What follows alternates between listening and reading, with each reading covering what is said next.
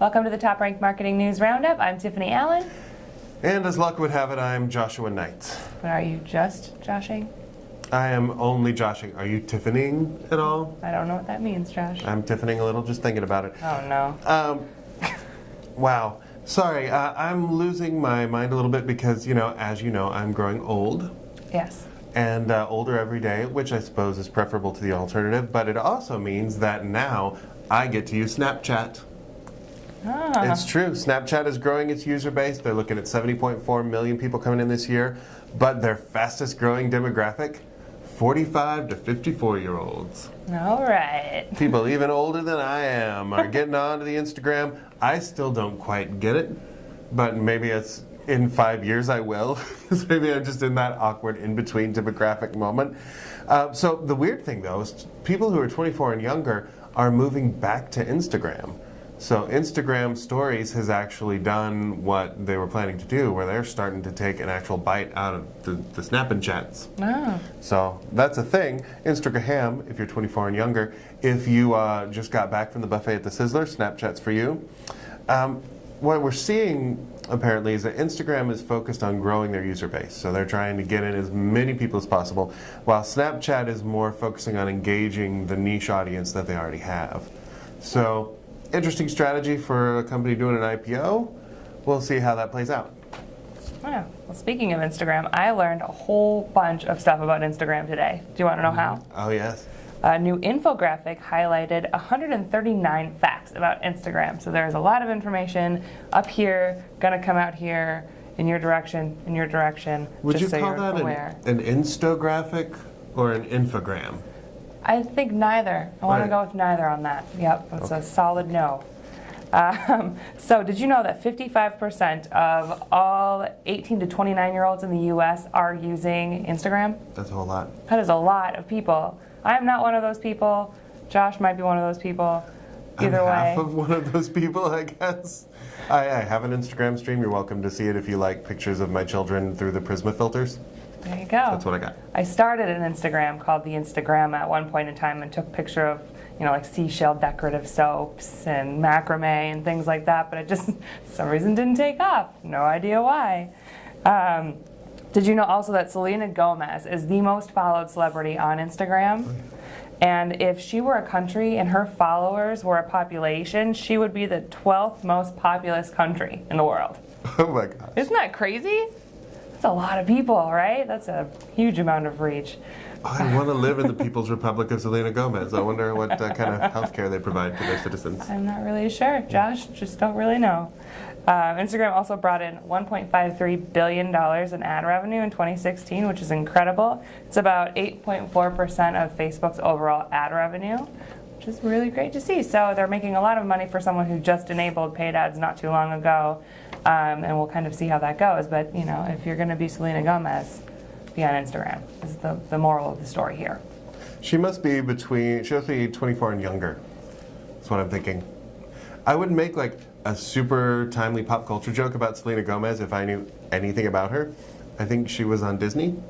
Yeah, he sort of missed the boat on that. My application to the People's Republic of Selena Gomez is going to get rejected now. Yeah, definitely. Oh well, I'm just going to stay here. That's what I'm going to do, and I'm going to work on becoming a better content marketer because that will segue me into my next story, which is Go on. Content Marketing Institute, who you might have heard of, perhaps slightly, did another article that was kind of looking at insights from their benchmarks report, which is the industry standard, the thing we all quote to say, like, here is the problem that we're going to help you solve.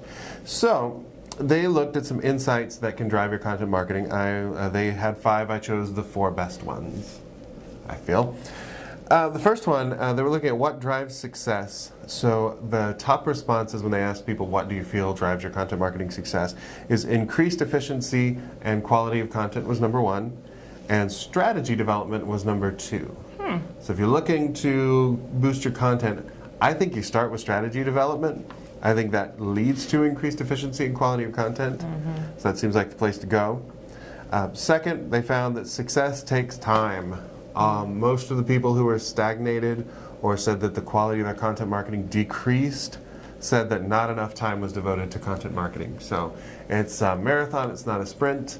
Your audience will tell if you rush it. Take some time, create some cool stuff.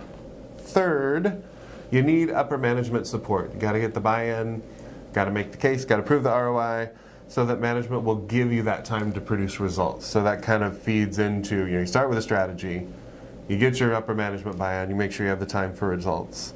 And finally, commit. That's the big thing. 91% of top performers said their organization is fully committed to content marketing.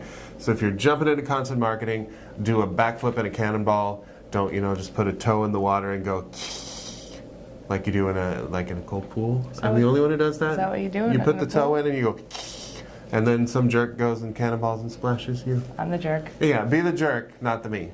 And jump into content marketing. What was really irritating though about some content isn't the content itself, it's the ads on the page that take it forever to load. Yeah. And then you give up and you're like, I don't even care about today's new hottest hairstyle. I am just busy, don't have time for this.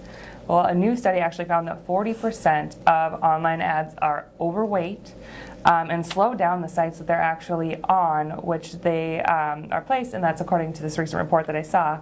This results in ads not loading properly and folks not being able to see the ad messages that the sponsors are paying for on these publications. Some publishers, like Business Insider, have actually told their advertisers, hey, you got to stay within this box, within these sizes, otherwise people are not going to see your ad and that's not going to be on us, which is an interesting model but also very true.